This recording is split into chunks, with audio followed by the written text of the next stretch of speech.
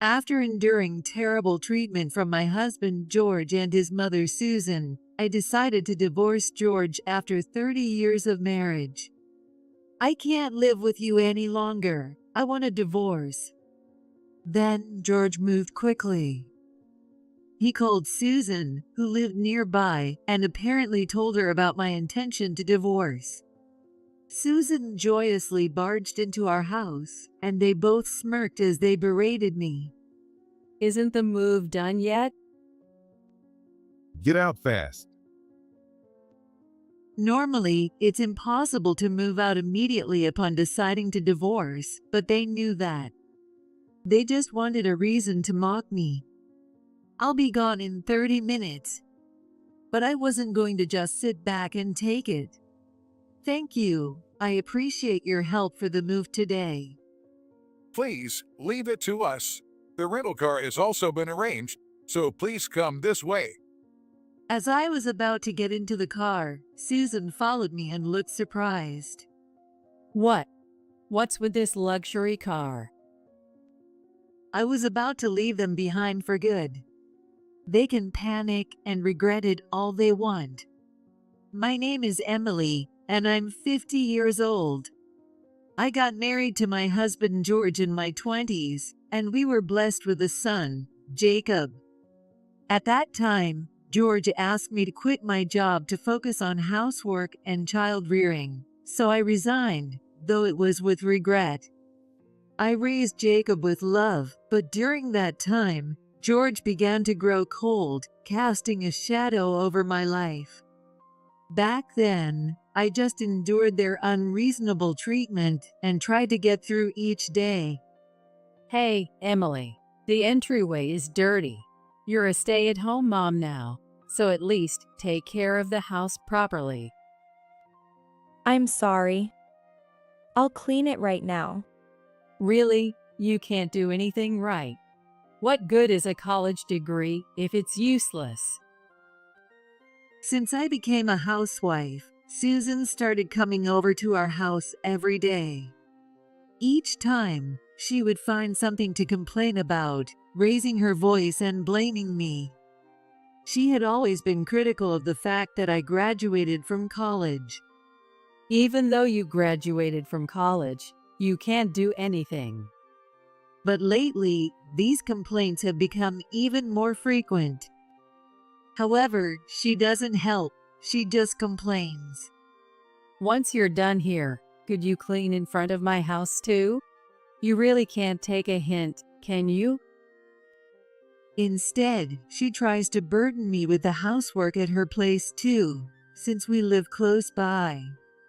She often catches me going shopping and imposes her own shopping on me. Of course, I don't get paid. Oh my, Jacob, you're so cute. When she comes over, all she does is sporadically dote on Jacob. And that's all she does. She doesn't take on anything challenging. She just shows affection, and everything else is thrown my way. Hey, he's crying. Poor thing. Hurry up and calm him down. Yes, I'll do it. Really? It's terrible for a parent to make a child cry. Even though Susan has experience raising kids and knows they cry, it seems any reason is good enough to berate me. George doesn't help around the house either, and as soon as I quit my job, the burden fell entirely on me. Emily, do you have time sometime? There's a place to drop off the kids. Maybe we could go to a cafe? I'm sorry. I've been told not to go out except for housework. Really? If you ever have a tough time, let me know. I'm here to talk. Well, maybe another time. This lifestyle keeps me from syncing up with friends, and I gradually drift apart as I keep declining invitations. Hey, Jacob, what should I do? I feel like I'm being left behind by the world. Despite Jacob being adorable, it was other reasons that were building up my stress. Hey, haven't you taken out the trash yet? It's dirty. Hurry up and do it. Yes, I will.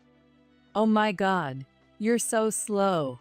Why did I end up with such a daughter-in-law? Juggling housework while caring for Jacob, I inevitably ended up doing both tasks half-heartedly, and both George and Susan criticized me for it. When Jacob turned 3, I considered enrolling him in daycare so I could focus on housework during the day, but Susan opposed the idea. Daycare? You're pulling him away from his parents. Don't slack off on parenting just because you're a stay-at-home mom. Even though she finds fault with both my housekeeping and parenting, how dare she say that? Susan, who even dumps her own tasks on me, seems to dislike it whenever something might make my life a little easier. George was never interested in parenting to begin with. Do whatever you want. When he realized it wouldn't cost money, he just dismissed it and refused to join any further discussions. I decided to try to convince Susan. I think it's good for Jacob to practice socializing since he's an only child. Being firm because it was true seemed to work. I managed to convince Susan, at least for the moment. However, feeling outsmarted, Susan looked displeased and started to snipe at me. If that's what you think is best, fine. But pushing Jacob out like he's a nuisance, I would never do that. Seeing Jacob making friends and playing happily gave me some peace of mind. Yet my life was still under Susan's watchful eye. Just because Jacob isn't here doesn't mean you can slack off on the housework. Susan came over every day to check on me. If I hadn't finished the housework before she arrived, she would get angry even if I was in the middle of it, saying, "This isn't done," or "You haven't completed this." I couldn't help but fear and despise her. Hey! Dinner! How was your day? I'll serve it now. I'm tired. Hurry up. All right. George now neither helps with housework nor childcare. Instead, he just adds to my burden. Hey, you served the same menu last week. Are you slacking on the housework? No, I cook every day, so some repetition is bound to happen. Are you talking back to me? Who do you think provides for you? George's yelling, just like Susan's, echoes in my head. Even Jacob, who was playing quietly, started crying from the shock. Don't make him cry at mealtime. You're not disciplining Jacob properly. Is that how he treats his child? I can't believe I married this man. While holding back my frustration, I desperately tried to soothe Jacob. When you suddenly yell like that, anyone would get startled. Please talk a bit softer. Are you saying it's my fault? Don't get cocky just because you're a stay-at-home mom. Without my money, you guys wouldn't be able to eat. Show some gratitude and respect. George always talks about money. Moreover, he separated his salary from the household account. He gives me some money for living expenses each month, but it's clearly getting less each year. Considering the expenses Susan forces on me, it's nowhere near enough. Even when I explain the situation and say we're short on money, George is very reluctant to contribute more. It's your negligence. You spend too much. You think you can do whatever you want with someone else's money.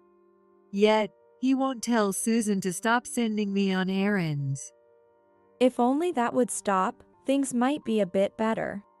You can't say no, and that's your fault. That's all George insists on. And he keeps blaming me. Surely, he doesn't want to be seen as the bad guy. And he hates that his earned money is used by anyone but himself.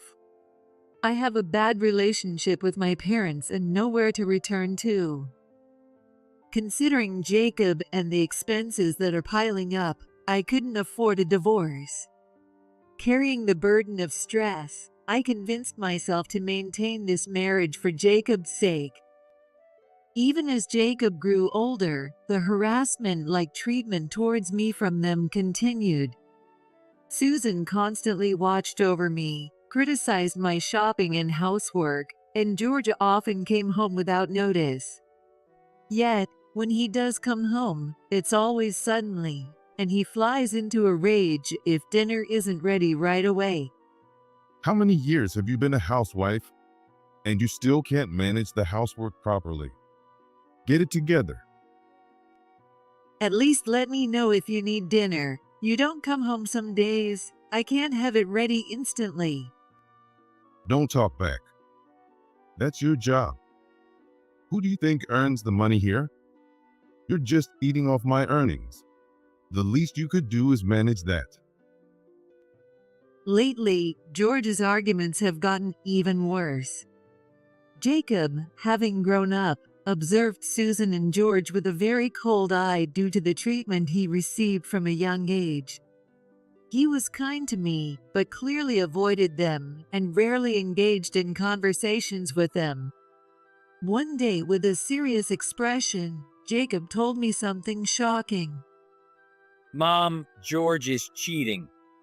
What? When Susan and George were not around, Jacob referred to them as Susan or George respectively. Initially, I gently scolded him, but I soon gave up, as I could no longer see George as a husband or even Jacob's father. The other day, while I was hanging out with friends, I saw him walking with a young woman. So we followed them for a few days and got plenty of evidence. Jacob showed me the photos saved on his smartphone. There were pictures of George walking arm in arm with a woman around 30 years old, entering a movie theater, and going into a restaurant. There were also photos of them entering a hotel, leaving a hotel, and even kissing on the street. Thanks for telling me, but don't do this again. It's dangerous. So I decided to gather evidence on my own. However, being constantly monitored by Susan, I couldn't freely act. I hired a detective and left it to a professional. I had no love left for George, and Jacob was already grown up. While preparing for a divorce, I decided to gather evidence of George's infidelity. George, we need to talk. I confronted him once I had gathered enough evidence. Then George lashed out at me in anger. So it's all my fault now, is it? It served you right to be cheated on. Do you think I can see a shabby old hag like you as a woman? As expected, George wouldn't admit his faults. And then he said his usual line. Who do you think has been paying for everything all this time? Don't get all high and mighty. You have nowhere else to go anyway. Know your place. Are you serious? I've been subjected to terrible treatment all this time. I thought I had no love left for him, and even felt hatred, but I was surprised to find there was still something deeper. It's not just hatred. A disgust wells up, and George yelling in front of me starts to look utterly repulsive. Serious? Of course, I am. If I said I wanted a divorce, you'd be lost without me. Better keep in line and stay on my good side if you don't want to be divorced. Hearing George's words, the last thread of my patience snapped. I can't live with you any longer. I want a divorce. What did you say? Initially surprised, George quickly regained his composure. With a spiteful smirk, he looked down on me. Fine. Do as you like. Then George moved quickly. He called Susan, who lived nearby, and apparently told her about my intention to divorce. Susan joyously barged into our house, and they both smirked as they berated me. So you're finally getting a divorce, right? A wife like you who can't do anything right is just in the way. It'll be refreshing to have you gone. If you end up on the streets, don't blame us. Once we're divorced, you and I are strangers. Don't count on my money. I'm sick of seeing your miserable face. Just get out. I looked at them with cold eyes and then began packing my things. Since the day I learned of George's infidelity, I had been slowly gathering my belongings so I could leave immediately. Don't even think about seeing Jacob again. He's our grandson. He'll inherit our house and take care of us in our old age. You should just live alone and lonely. They laughed with mean-spirited voices. Looking back, my life has always been looked down upon by them. What joy do they get from attacking someone like this? I guess I'll never understand. Isn't the move done yet? Get out fast. Normally, it's impossible to move out immediately upon deciding to divorce, but they knew that. They just wanted a reason to mock me. But I wasn't just going to take it silently anymore. I'll be gone in 30 minutes. Having been pushed this far, I couldn't let it go without fighting back. I was determined to get my revenge, including for everything up until now. I only have a few personal belongings left in this house. If I ever had a bit more stuff, George and Susan would get furious, so in the end, this made my move out much smoother. Still, it was a lot to move by myself, so I asked for transport help. When I called, 2 vehicles quickly came. Thank you. I appreciate your help for the move today. Please leave it to us. The rental car has also been arranged, so please come this way. In addition to the vehicle for transporting my belongings, they arranged a separate car for me to ride in, which made the move very smooth.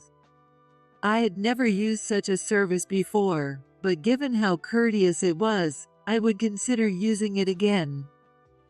As I was about to get into the car, Susan followed me and looked surprised. What? What's with this luxury car? Hearing her scream-like voice, George hurriedly came out to the entrance. What the heck?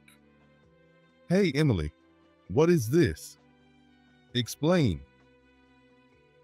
Their faces red with anger. They looked anything but ordinary. They might be misunderstanding something. Since this might take a while, I asked the driver to wait. Then I turned back to the irrational two.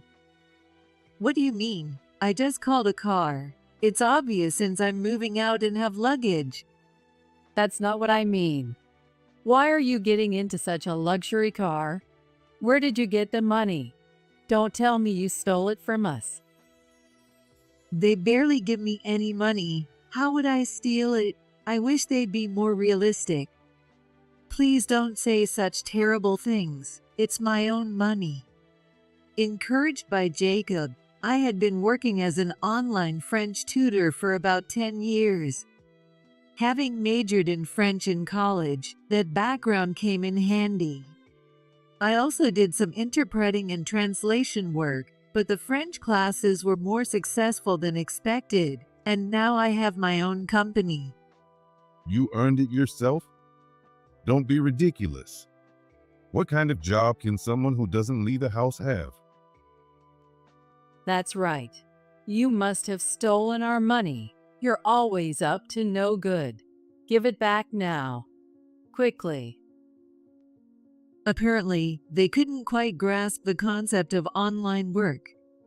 They might be severely outdated, but perhaps that's to be expected. It's a field they'll never be involved with, so they never had the knowledge. Susan, jumping to conclusions and forcing her own sense of what's normal, tried to grab at me. George, his face red with anger, was yelling and seemed on the verge of stomping his feet in a tantrum. It would only be a matter of time before he joined Susan in physically confronting me. As the hired car driver looked on bewildered, Jacob got out of the back seat and raised his voice. What my mom is saying is true. I introduced her to a job that turned out to be a great success, and now she's even wealthier than Dad. As her son, I'm really proud. Susan was surprised by Jacob's unexpected appearance. She stopped grabbing at me and turned towards Jacob. Jacob, what do you mean? You're not just siding with this woman because she's your mother, are you? George seemed unconvinced and decided that Jacob must be lying. Don't lie, Jacob. You're just under Emily's bad influence. Get back inside the house right now. Jacob showed no signs of being intimidated. As his parent, it's impressive how well he's grown up. No, I won't be going inside. I'm not returning to that house. I'm leaving with Mom. Jacob stated it clearly. Even after becoming an adult, Jacob had not been allowed to move out of our house. As Susan inadvertently revealed earlier, their intention was probably for him to take care of them in their old age. Jacob, who could have left whenever he wanted, had until now complied with Susan and George. He stayed in this oppressive house with me because he was worried about leaving me alone. But now, he no longer needs to.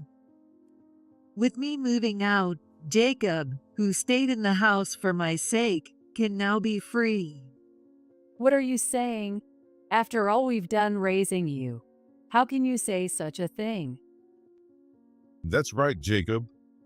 Apologize. The one who raised me is my mom. It definitely wasn't you two. Until now, Jacob had been quiet, but he firmly counted. Perhaps it was an unexpected turn of events, as Susan's face turned pale. How dare you say something so terrible? You only went to college because of me. What an awful way to talk. Jacob looked at George with a very cold gaze. It's always about money with you, Dad. And actually, that money has been coming from Mom for a while now. What did you say?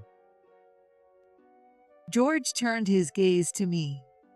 You always say, "Who do you think you're living off of?" So I figured you'd start saying it to Jacob too, and that just made me sick. When my job started to take off, I decided I'd pay for all of Jacob's education costs. You didn't even notice. I'm also covering the shortfall in living expenses with my earnings. He really doesn't seem to notice, so I can't help but sigh deeply. Jacob seemed just as dismayed, his face expressing utter disbelief. From kindergarten through college, you really think it costs the same? You just transferred enough for living expenses and let Mom cover the rest. Really, I wish I wasn't related to you. What kind of way is that to talk to me as your parents? So far, Jacob had been calm, but now he glared at George with fiery eyes. And then he let out an incredibly low roar. My only parent is my mom. Jacob's sudden outburst startled George. He probably didn't expect to be challenged. Susan also seemed too frightened to speak. They're only bold when they think there will be no pushback. They can only attack those they perceive as weak. What petty and despicable people they are. I only called you Dad and Grandma to keep Mom from being the target of your frustrations. You two are really just strangers to me. A man who scrimps on money for the house just to torment Mom, and a woman who sporadically dotes on me and then acts all martyred as if she's my mother. George and Susan were silenced by Jacob's piercing gaze. This is the first time I, as his mother, have seen Jacob so angry. Acting like a mother, but only when you feel like doting. I don't remember you ever really taking care of me. Being taken out by you has been a pain since I was little, because you just impose your opinions and convenience on me. I'm not some accessory for you to show off. Susan, stared down by Jacob, let out a small scream. Susan would only take Jacob from me when she felt like it, and act like a good grandmother in public places. It's been this way since Jacob was little. She would say she's buying him toys and then give him a cheap balloon, getting angry if he didn't play with it. Emily has been harassing me, taking away the toys I bought for Jacob. And so, Susan would shout as if she were the victim.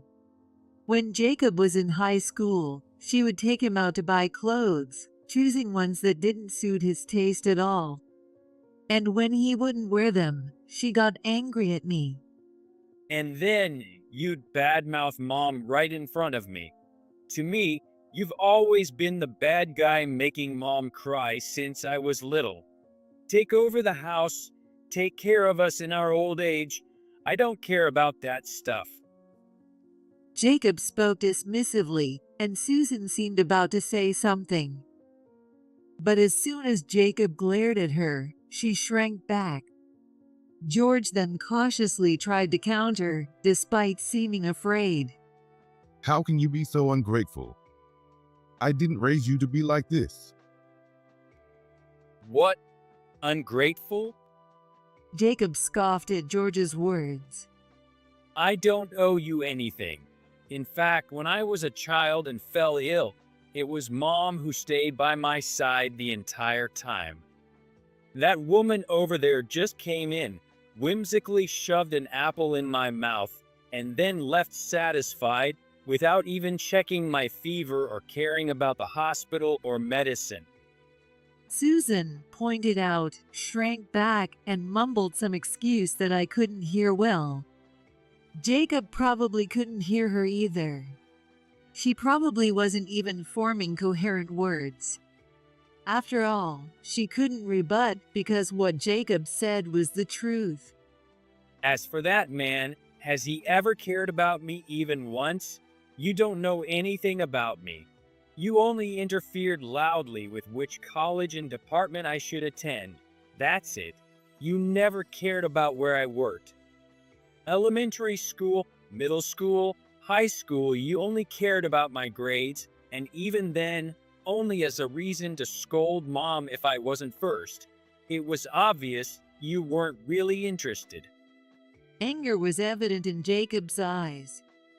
Faced with his gaze, George and Susan were trembling. They had only ever berated me, someone they thought wouldn't fight back. This might be the first time they faced open anger from someone like Jacob. They're reaping the consequences of their petty lives. Still, I don't want to see Jacob consumed by anger. I approached him and gently tapped his shoulder. Calm down a bit. My touch seemed to remind him of his better self. He took a deep breath and managed to control his heightened emotions. Well, that's the situation, so Jacob and I are leaving home together. He's even managing a French language school now, and we'll be fine, just the two of us. George glanced at the hired car I had called.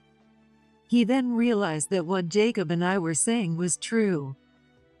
Then his demeanor suddenly changed, and he approached me with a fawning smile. Wait, can't you reconsider? I was wrong, divorce. That's no way. What are you saying now? You already have a lover. Just be happy with that person. The one who was most shocked by my words was Susan. A lover? What do you mean, George? Caught off guard, George frantically looked back and forth between Susan and me. Then he started to make a desperate excuse. No, it's not true. Emily is lying. Are you really going to play dumb? We have plenty of evidence, like text messages and photos. You can't talk your way out of this. Jacob presented the evidence he and the detective I hired had gathered. They were all neatly organized into photos. Of course, they were copies, so it was pointless for George to try to deny it now. I looked at the sweating George coldly. Your girlfriend, Mary, right? She's quite beautiful and young. I've also been in contact with her husband. Both he and I plan to file for damages, so good luck. Damages? George's face turned even paler. Seeing him turn from flushed to ghostly white gave me some satisfaction. Jacob, remaining calm, confronted the panicked George with the reality. You disregarded Mom and went after a married woman. It's only natural, or did you not think at all? Contempt was clear in Jacob's eyes. I was almost impressed. It was because I thought I couldn't despise George any more than I already did, yet he still managed to disappoint me further. Who could have predicted he'd manage to disappoint beyond all expectations? George, you've been living it up ever since I stopped asking for household expenses. You spend most of your salary as soon as you get it, don't you? The money you contribute to the household has been steadily decreasing. Did he really think I was frugally managing the household just because of his scoldings? His uncontrolled spending had eroded both his financial sense and his reason. It's unbelievable that you didn't realize Mom was covering almost all the household expenses. There's no money in the household account. Every month, I deposited the necessary amount, which then got used up. George, what's going on? Damages. How much money is left? Susan rushed over to George, demanding answers. The fact that the first thing Susan asked her cheating son George about was money was so fittingly shallow for her. Feeling cornered, George frowned uncomfortably and then roughly brushed off Susan's hand. Shut up. It's fine. I have my retirement money, and it's not like there's nothing left. Let's hope that's enough to cover the damages. I don't know how much is left in George's salary account, but judging by his lavish spending with Mary, it can't be much. My words seemed to perfectly capture George's anxiety. George, who had been cowering, now glared at me with eyes full of hatred. I exaggeratedly shrugged. Oh, scary. Even if you glare at me, you'll still have to pay the damages, and no extra money is going to appear. If he had managed his finances properly, this wouldn't be happening. If he hadn't cheated, the damages might have been more manageable. Actually, since you didn't give me the household money, I plan to add that amount to the damages, so get ready. I've kept thorough records since I started covering nearly all the household expenses. Once I started making a steady income, I consulted a lawyer about our household issues and prepared everything properly. Unlike George, who spent without thinking.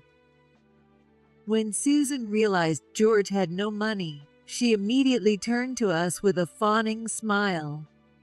Unlike George's ingratiating behavior towards me, she approached Jacob with a wheedling tone. Wait, Jacob. Are you really leaving? Are you going to abandon me? Please think of me and help me.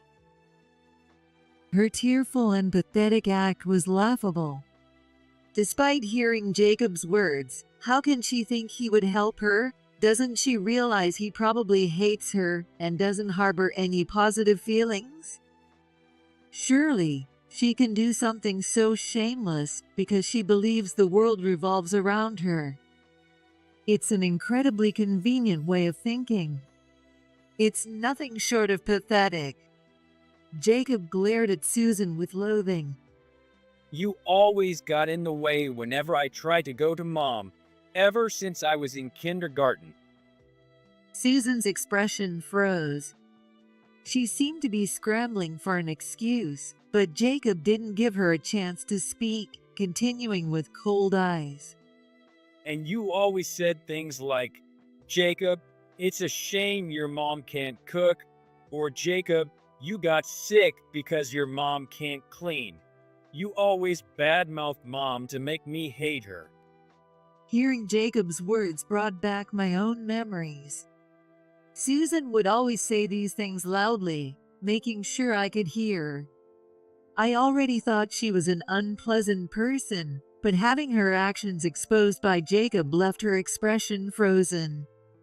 She never considered how her treatment of me and her pitying of Jacob would make us feel. She only cared about her own satisfaction. That's the kind of selfish person she is. I'm not someone you need to take a pity on, and Mom is great at cooking and cleaning. She always worked hard. You made Mom do even your own housework while you did nothing. If you say I abandoned you, I did it the moment you started badmouthing Mom to me. Hearing Jacob's clear declaration of disdain, Susan collapsed to the ground. George, who had always catered to Susan, was still muttering about his money. In the end, self-centered people like them can only see their own needs. Jacob and I got into the hired car, leaving them behind. That's how it is, so make sure you pay the damages, and don't ever contact us again. There was no response from them. As the car drove away, I didn't look back even once, leaving behind the place where I had endured so many years of suffering. George was also sued for damages by Mary's husband, losing a substantial amount of money. I received the damages from Mary as well, which was a relief. I heard that Mary also got divorced. Unlike us, they didn't have children, which is a small mercy. I've also heard that Susan's health deteriorated after that incident. She hardly goes out anymore and is mostly bedridden during the day. Originally someone who loved to assert dominance over others, she now forces herself to go out on her good days, only to badmouth Jacob and me. People around her have become fed up and are gradually distancing themselves. Recently, even George has become fed up with dealing with her, which indicates just how bad things have gotten. Eventually, she'll have no one left to complain to. I hope she spends her remaining years in solitude. George and Mary worked at the same company, and both are now dealing with significant social stigma. When Mary found out George had no money, she quickly left him and also quit her job to work elsewhere. Without savings, George will have to continue working, feeling out of place for the rest of his life. Susan, his only remaining family, constantly complains, and as an old man with no money, George will likely find that no one wants to associate with him. He, too, is destined for a lonely life. I'm looking forward to seeing which of us ends up in a worse situation. I moved into an apartment with Jacob. I considered buying a house, but since Jacob would soon be on his own, an apartment seemed more convenient. Mom, there's someone I want you to meet. Well, does that mean? 6 months after the divorce, Jacob introduced me to his girlfriend. Let me introduce you. This is Jessica. Nice to meet you. I'm so glad to finally meet you. I hope we can get along well. Jessica was a very kind and lovely girl. Mom, you've been through a lot, so I want you to be as happy as possible from now on. I'm so glad you're such a kind person. I'm a bit clumsy, but I really respect you, Emily. Please teach me many things. With tears in my eyes, I nodded at their words. It felt like all the hardships I endured were being replaced by happiness. I'm sure that from now on, my life will be filled with smiles.